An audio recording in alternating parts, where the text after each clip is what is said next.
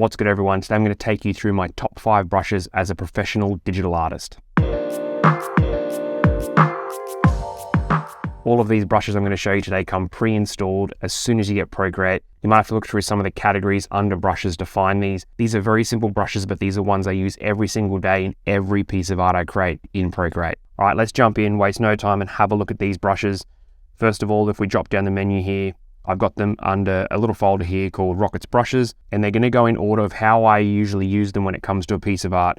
So for starters, I actually start out a lot of my designs with a really big soft pastel brush. This is going to allow me to draw in shapes and really start to get the look and feel of a design before I come in with any finer lines. I'll give you an example here. If I was going to add another one of these little orbs into this design, I could have my soft pastel selected, and I'll come in here and I'll just start really adding in some of these orbs, whereabouts I think I might want them, and then I'm going to go and look at other brushes from there. This is going to allow you to not focus on the details straight away and really softly sketch in and add little bits and pieces as you go.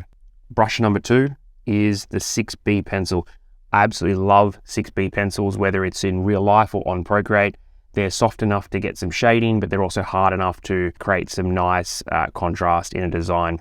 I'll use this design again to show you what I mean.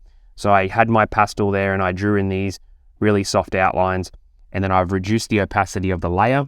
Now I'm going to go in with my 6B pencil and I'm really just going to start to sketch in where I think I might a little bit more detail with that 6B. But for this, I think that's pretty good. Let's go work on the other one as well. And there we go. Those two brushes I've used in conjunction with each other. I've come in with a soft pastel and then I've hit it with a 6B pencil over the top, and I'm pretty happy with where this is going so far. Brush number 3 is the Studio Pen. I know a lot of people out there are really big fans of the Studio Pen. It's going to be under the inking category, and this is my absolute favorite liner in the world. Let's have a look at what it looks like. I'm going to go and select black as a color, and then I'm going to line over the top of these right here. Now, really quickly, watch when I move my pencil down the screen. It starts at a finer point, it becomes thicker, and then I can finish it in a finer point as well. This is called a taper. This is going to allow you to create some really nice, interesting line work and really vary those line widths and create nice sharp points as well. Let's have a look at lining this circle here. I'm not happy with that thickness, so 2 fingers tap on the screen, I'm going to undo, and I'm going to bring down my size over here to maybe 5. I'm going to try the same thing again. Very good. Yeah, very nice. Get out there and use the Studio Pen. It's absolutely fantastic. Brush number 4, Technical Pen Stipple. Now this is a brush I created. If you'd like to know more about using Brush Studio to create brushes, please check the link at the top of the screen now. I created a video on this a little while ago. This isn't super hard to create, but if I jump in and zoom in on one of these circles and I want to create some shading, this is a really interesting brush where it's going to create a stipple effect across it, and the harder or softer I press with the pencil, it's going to create these nice stipple dots, and I can get some really nice shading in there. Now this is going to be a brush where you're going to have to work this brush. It's not going to be exactly what you want straight away, but you can keep building up areas, As you can see, I've already got a nice little gradient happening there from dark to soft.